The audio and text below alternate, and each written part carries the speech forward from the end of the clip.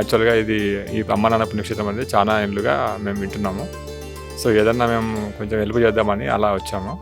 వీళ్ళు ఉన్న ఆఫీస్లో ఉన్న వాళ్ళు మొత్తం తిరిగి చూపించారు అన్ని ఫ్లోర్స్, అసలు ఏం జరుగుతుంది ఇక్కడ, పేషెంట్లు ఎవరున్నారు అంటే ఏం లేని వాళ్ళు, మస్తు సిమ్టమ్ లేని వాళ్ళు ఇక్కడ తీసుకొచ్చి వాళ్ళకి రీహాబిలిటేషన్ లాగా సేవలు అందిస్తున్నారు వీళ్ళు.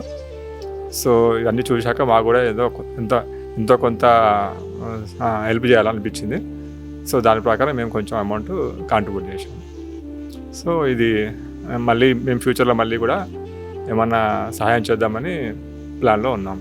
ఈ అమ్మ నాన్నల పుణ్యక్షేత్రం రావడం చాలా గొప్ప కారణం. సో మా కొడుకు అరవింద్ కుమార్, చెప్పుడి అరవింద్ కుమార్, ఆయన కోసం ఇక్కడికి రావడం, ఆయన పేరు మీద కొంత ఇవ్వడం జరుగుతుంది. ఇక్కడ చాలా హ్యాపీ.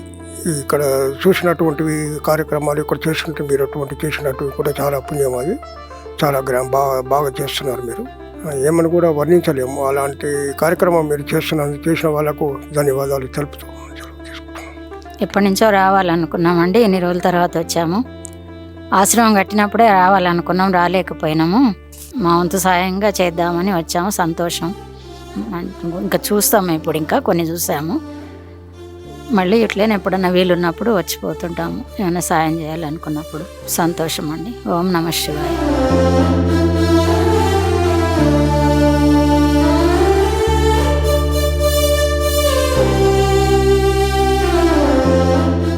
అమ్మా నాన్న అనాథాశ్రమంలోని అభాగ్యుల ఆకలి తీర్చేందుకు మానవతామూర్తుల అన్నదాతల సహాయాన్ని కోరుతున్నాము.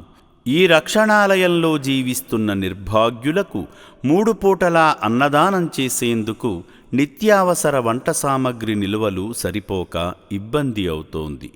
ఈ స్థితిలో ఆకలి తీర్చే మానవతామూర్తుల సాయం కోసం ఈ అభాగ్యులు ఆశగా చూస్తున్నారు.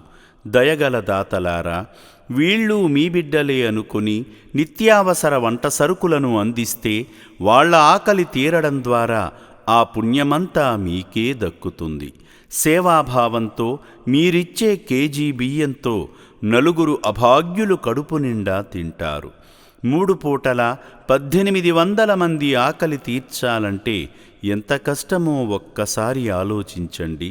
దయచేసి బియ్యము, పప్పు, నూనె, కూరగాయలు ఇలా ఏదైనా సాయమందించి శ్రీ పుణ్యలింగేశ్వరుని అనుగ్రహానికి పాత్రులు కండి.